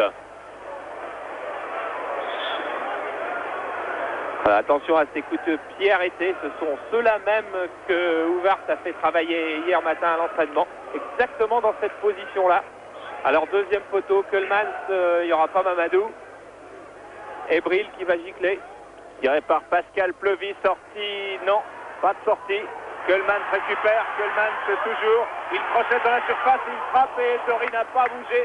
Et encore beaucoup de sang-froid de la part du capitaine de Monaco qui relance tout de suite en direction d'Amont. Alors que Keulemans va chercher sa chaussure, car sa chaussure est partie, regardez, elle était là, au pied du poteau. On revoit ce coup franc. Et Keulemans qui va pouvoir frapper, mais d'abord au prix de 2 ou 3 crochets. Voilà, et bon arrêt des Tori. Et Monaco est à l'attaque avec Ferrach. Ferrach pour la tête de Touré qui a cherché Odell en 1-2 car il était un peu en déséquilibre. Ah, les Monégasques sont tout près d'avoir des occasions de but très très nettes.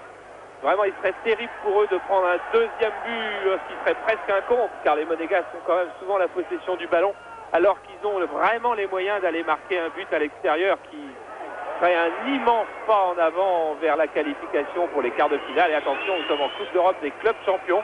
C'est pas comme en Coupe de l'UEFA. Si Monaco passe ce tour, Monaco est en quart de finale et les quarts de finale ont lieu au mois de mars. C'est-à-dire qu'on est européen pendant tout l'hiver et ça fait bon, ça fait très bon, très chaud au cœur d'être européen ensuite pendant le championnat. Van der Elst cafouille, Touré récupère et Mamadou tape en touche. José Touré réclame un coup franc. Faut pas qu'il rêve. Je crois que M. Cole ne lui sifflera rien en sa faveur aujourd'hui. Et ce qui est bien, c'est que José Touré a pris le parti d'en sourire. Glenn Hoddle. Il n'entame donc pas ni son tonus, ni son sang-froid. Odor. Odor qui passe, qui a 3 Monégasques sur sa route et qui a un avantage et qui retrouvait Bouillou, mais Baptiston est bien revenu. Alors que Luc Sonor était en train de couvrir à nouveau toute la défense. Luc Sonor qui n'a plus tout à fait l'habitude de jouer stopper, qui préfère et de loin jouer arrière latéral. C'est pas un mauvais match ce soir, en tous les cas meilleur que ses dernières sorties en équipe de France, mais qui n'a pas tout à fait les automatismes de Rémi Vogel par exemple. Odor, Plevy. Odor. Il est très vivace, mais Odell a eu le coup d'œil. Odell a eu le coup d'œil, il a toujours le coup d'œil, il a fait un appel à Wea qui n'est pas venu. Et Baptiston franchit à nouveau la ligne médiane, il va le faire plus de fois peut-être dans ce match qu'il ne l'a fait depuis le début de la saison, en suivant les consignes en cela d'Arsène Wenger. D'une part et d'autre part. Keulemans à la relance pour Bruges. Mbouillou. Bonne intervention de Sonor, Odell. Oui, c'est bon, bien joué avec Sonor. Sonor appel de Wea, voilà pour Wea. Wea face à Mamadou. C'est pas facile, centre instantané et ce sera une touche. Et il reste 17-18 minutes. Remise en jeu de Sonor. Une longue touche vraisemblablement. Non. C'est pour Odell. Qui caresse le ballon. Et qui cherchait la tête de Touré. Ferrach va bondir, la toucher de la main devant Peter Craig et l'arbitre a sifflé.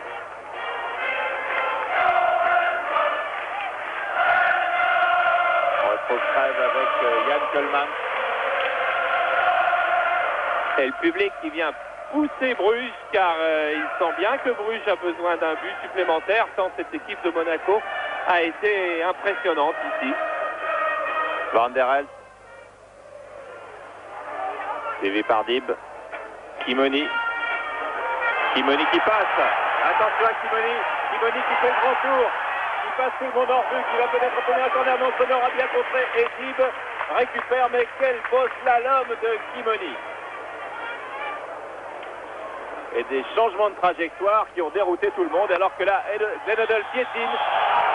Et judicieux coup de sifflet de M. Cole. Et qui fait du bien à l'AS Monaco, ce coup de sifflet, car Odell avait perdu le ballon, alors qu'on revoit cette percée de Kimoni qui a beaucoup de jambes et un tacle de Sonor absolument parfait.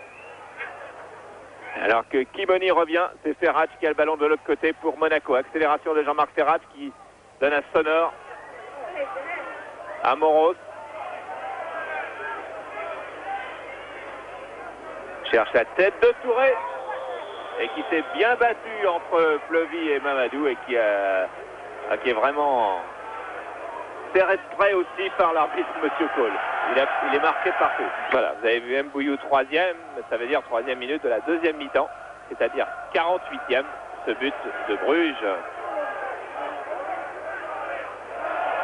Van der Elst, attention au lob, Braille est parti, il est bien parti et il est tombé dans la surface, il n'y a pas pénalité. Ah, Kenneth Brill, lui aussi, il y a 4 ans, ne serait certainement pas tombé, il aurait poursuivi sa course et il aurait récupéré le ballon vraisemblablement avec Ettori et il aurait marqué, car c'était une très belle occasion. Brill qui était parti dans le dos de Valéry, qui semble avoir un peu plus de mal à se replacer, qui physiquement, il est stagiaire au centre, n'a encore pas le rythme tout complet de la première division et en plus de la Coupe d'Europe. Odor, attention au démarrage. Et Amoros n'avait pas suivi toute la ligne de la défense. Odor qui dribble. Ah, on dribble beaucoup de ce côté-là. Comini, Odor. Ballon récupéré par José Touré. Touré bien joué, quasiment très bien joué, mais pas vraiment. Van der Elst. Steve vient lui prendre le ballon dans les pieds. Amoros à nouveau, alors que Battiston discute beaucoup avec Arsène Wenger qui est sur le banc de touche. Discussion à distance. Ah oui, Arsène Wenger doit bien sentir que ça serait tellement bête de prendre un deuxième but et de se condamner aujourd'hui après avoir fait tant d'efforts. Et je crois que Patrick Battiston faisait signe aussi que quelqu'un en défense était blessé, car Claude Puel part s'échauffer. Claude Puel qui avait été victime d'une fracture du cubitus il n'y a pas si longtemps, à qui on vient d'enlever sa broche. Ferrach. Bon centre de Ferrach, oh là là là là! Touré était là. Un poil en retard et Wea réussi, est en train de, en tout cas, poser plus de problèmes. Voilà Wea encore avec Amoros, c'est un coup franc, un corner, une touche, pardon, pour Monaco. Ah mais ça pouvait être les trois, mais ce sera une touche pour Monaco. En tout cas, un ballon rouge et blanc et Monaco qui va repartir, j'en suis sûr, avec une impression de désenchantement s'il ne marque pas un but avant la fin. Voilà, mais c'est pas fini, Charles. Mamadou. Ferrach. Mamadou qui est en difficulté. Bien coincé par Ferrach. Il n'y a pas de faute. Ah, il y en aura eu quand même à un moment. Et Monaco récupère le ballon. Wea va frapper. Il est contré par Fleury. Et Mbouillou tape devant où il n'y a pas grand monde. Sonor va pouvoir relancer peut-être. Les Belges se replacent maintenant avec Braille, avec Van der Elst, avec Van Beek, avec Braille encore. Odor bien contré par Amoros. Oh, c'est assez amusant car ce match qui a été relativement technique depuis le début, d'un seul coup est en train de devenir une espèce de furieuse mêlée, de furieuse bagarre. Il reste 12 minutes, il va y avoir 10 minutes pleines de passion. Le public l'a senti, Van der Elst. Mbouillou. Kimoni. Odor. Kimoni.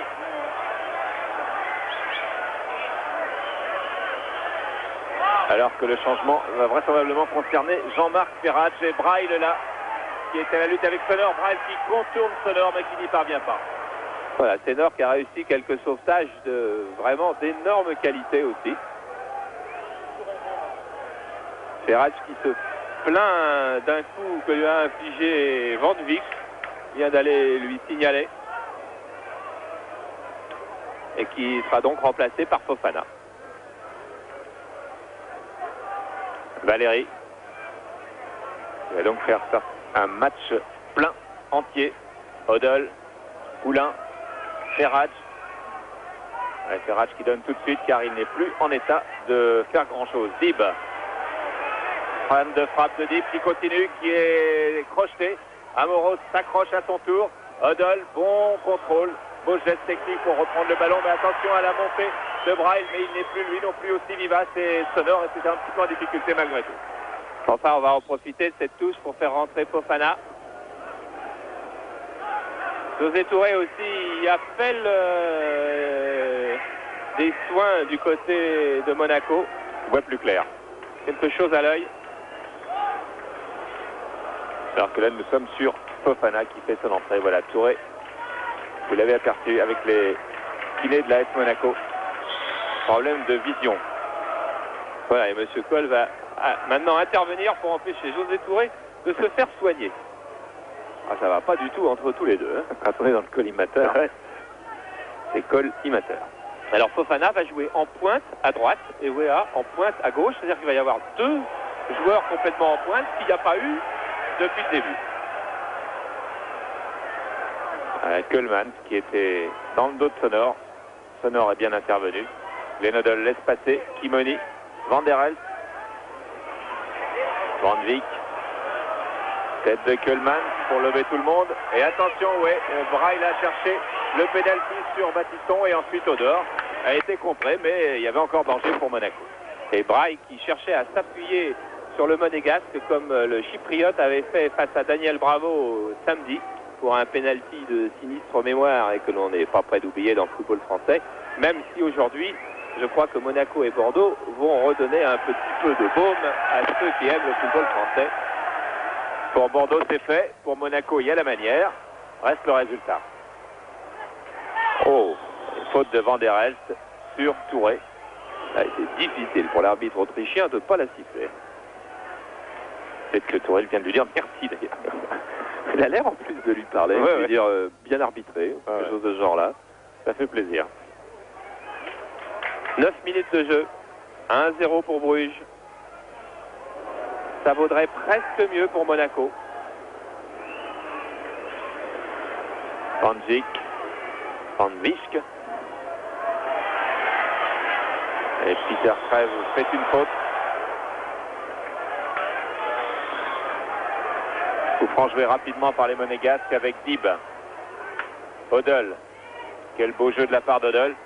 Et Fleury a mis rapidement en corner.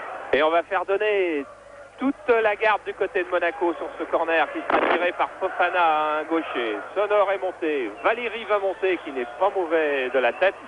Alors que Betagno, un garçon qui joue souvent aussi dans l'équipe de Bruges, va prendre la place de celui qui était rentré en cours de jeu tout à l'heure, Odour. Attention à Betagno, il avait marqué contre Brøndby au match aller le but de 1-0 qui donnait la victoire à Bruges.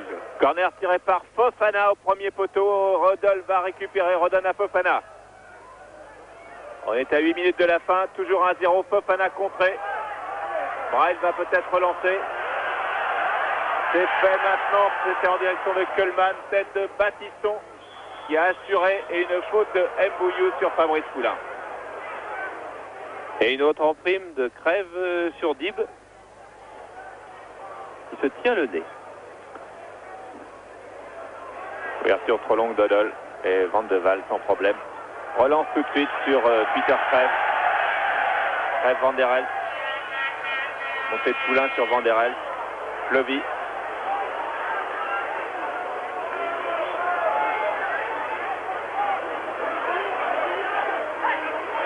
Amoros. Face à Betagno. Et le coup franc est en faveur de Bruges. Et oui, le mauvais contrôle d'Amoros a obligé l'international à faire une faute ensuite. Et on retrouve avec une balle arrêtée en faveur de Bruges, dangereuse. Avec Van der Elst au coup franc. Pour la tête de Kuhlman. Touré toujours là. Braille remet tout de suite. Poulain dégage sur Peter Crève qui part en dribble et qui se heurte à Odell.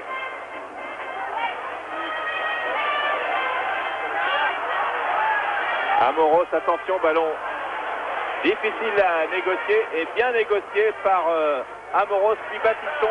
Accélération de Touré. Touré qui a fait un bon contrôle, donne maintenant à Youssouf et Fofana. Fofana encore, peut-être une frappe de Fofana qui glisse à Weah encore, et il n'y avait personne.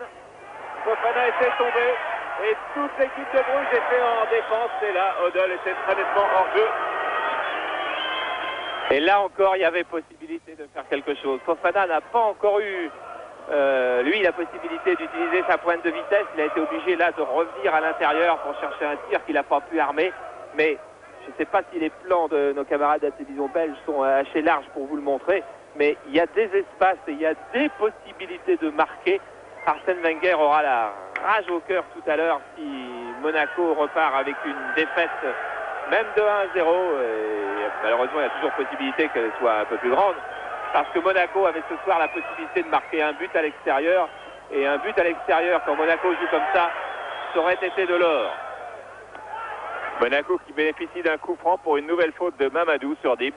Et nous sommes dans les 5 dernières minutes. Et regardez comme geste de Sonore est significatif. Il est allé arracher la balle à Bril, a tout de suite la renvoyer pour que les Monégasques jouent vite, parce que les Monégasques ne se satisfont pas d'une défaite à 1-0, la même qu'ils avaient concédée à Reykjavik par exemple, et qui était d'une nature totalement différente. C'est un autre monde et un autre Monaco avec Fofana, Odol. Odol pour Fofana. Fofana bousculé dans la surface et il n'y a pas de coup de sifflet de Monsieur Cole. Qui fait signe que Fofana a plongé. Ah, Fofana qui était là encore par sa vitesse, vraiment tout près d'avoir l'occasion de but. 4 minutes 20 encore. Monaco à l'attaque avec Poulain qui ne passe pas. Mbouillou replié. Van der Elst. Attention au contre maintenant. Braille sonore. Marcel Dib. Et on repart dans l'autre sens avec Monaco. Dib est empêtré dans la défense belge et bénéficie d'un coup franc pour une nouvelle faute de Mamadou qui en aura commis. Bon, on n'a pas les statistiques, on est à l'extérieur ce soir, mais je crois que Mamadou en a fait pas mal. Et regardez les Belges qui gagnent du temps, qui eux sont contents de ce 1-0 parce qu'ils ont sans doute une équipe capable de défendre un tel résultat à Monaco dans 2 semaines, mais qui savent bien que ça n'en sort pas si mal avec un tel résultat. Valéry, femme de centre. En voilà un pour la tête de Touré. Et Betagno récupère. Betagno passe. Il est tout neuf. Il est entré il y a 3-4 minutes. Et Odol est bien revenu pour couper cette montée de Betagno. Et il est obligé à porter la balle en touche. La touche sera pour Monaco. 3 minutes encore. 3 minutes, on n'a pas envie que ça finisse. On a envie que Monaco ait encore un peu de temps pour vraiment prouver que Monaco va beaucoup mieux, que Monaco est beaucoup plus digne du champion de France qu'il était la saison dernière et que Monaco est capable de marquer un but en Belgique. Amoros. Ne passe pas Betagno. Bril. Et Dib, bien joué de la part de Dib. Glenn Odol face à Van der Elst, et 2 meneurs de jeu. Battiston. Youssouf Fofana. Et là, il y aura un incident tout à l'heure par le juge de touche, va appeler l'arbitre pour signaler que Dib a donné un coup à Betagno. Et ça va être très embêtant pour Marcel Dib, je peux vous annoncer ce qui va se passer là. Ça peut être une expulsion. Oui, car Marcel Dib a eu un carton jaune en début de match. Et là, Dib vient de donner un coup à Betagno. Le juge de touche l'a vu. Et Dib va avoir de très sérieux ennuis dans les secondes qui suivent. Voilà. Le carton sera rouge. C'est clair, Marcel Dib va être sorti, ne jouera pas le match en retour. Quel numéro demande Monsieur Cole. Dib se cache au milieu du terrain derrière Odol, mais Dib n'y échappera pas. Monaco va finir à 10. Tous les Monégasques sont autour de Monsieur Cole. Monsieur Cole ne cédera pas. Face à Van der Elst, et 2 meneurs de jeu. Battiston. Youssouf Fofana. Et là, il y aura un incident tout à l'heure par le juge de touche, va appeler l'arbitre pour signaler que Dib a donné un coup à Betagno. Et ça va être très embêtant pour Marcel Dib, je peux vous annoncer ce qui va se passer là. Ça peut être une expulsion. Oui, car Marcel Dib a eu un carton jaune en début de match. Et là, Dib vient de donner un coup à Betagno. Le juge de touche l'a vu. Et Dib va avoir de très sérieux ennuis dans les secondes qui suivent. Voilà. Le carton sera rouge. c'est clair, Marcel Dib va être sorti, ne jouera pas le match en retour.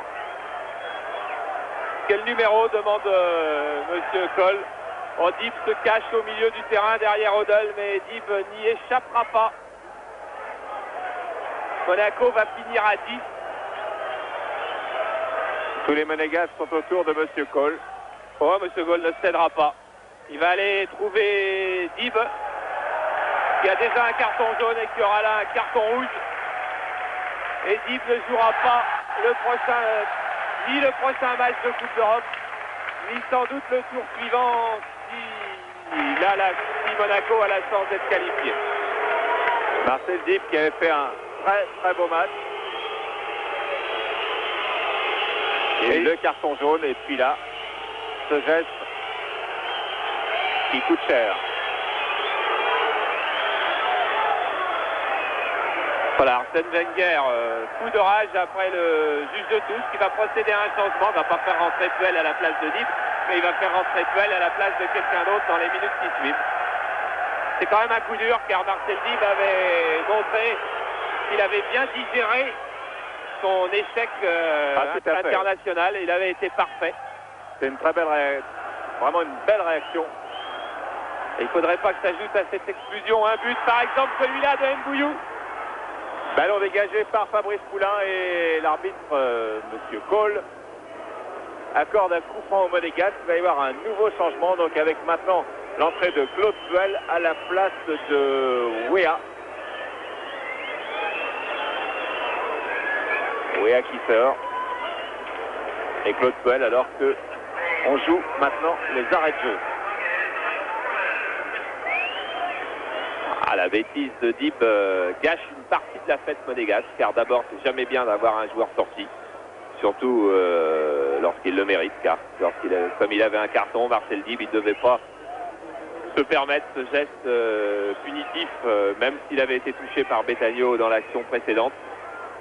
Il le sait, ce n'est plus un néophyte Marcel Dib. 28 ans, 4 sélections en équipe de France, on ne doit pas faire ce genre de faute, car c'est son équipe que l'on pénalise. Et Monaco termine à 10. Banderas, Kölman, Van Dijk. Et le public qui siffle son équipe. Peter Trèves. Bon tacle de Valéry. Il reste une bonne minute maintenant, il faut vous dire, une bonne minute à tenir pour l'AS Monaco. Il ne faut plus avoir les mêmes ambitions qu'il y a 4 ou 5 minutes.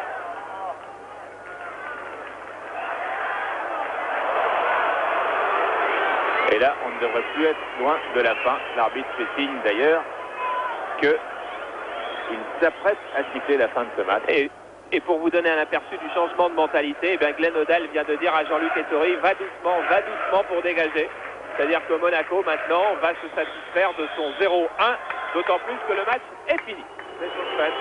Monaco battu ici par 1-0. On a vu un très beau Monaco. Monaco qui a retrouvé la manière, qui n'a pas l'efficacité. Battu par un but de Mbouyou, donc marqué au début de la deuxième mi-temps à la 48e minute. Dans 15 jours, on a hâte d'être dans 15 jours déjà pour voir ce match retour sur Canal. Car on aura encore une très belle semaine. On va d'abord revoir Bordeaux et Monaco vendredi prochain, pas après-demain, mais la semaine suivante en championnat. Vendredi en direct, donc sur Canal, Bordeaux-Monaco, alors que là on voit le buteur. Et puis la semaine suivante, ça sera en direct sur Canal+, et seulement sur Canal+.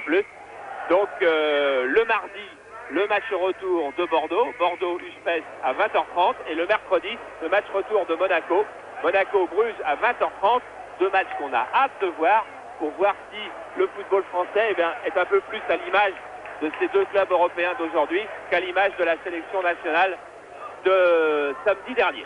En tout cas, c'était quand même déjà le jour et la nuit entre samedi dernier et ce qu'on a vécu aujourd'hui sur Canal+, avec Bordeaux et Monaco.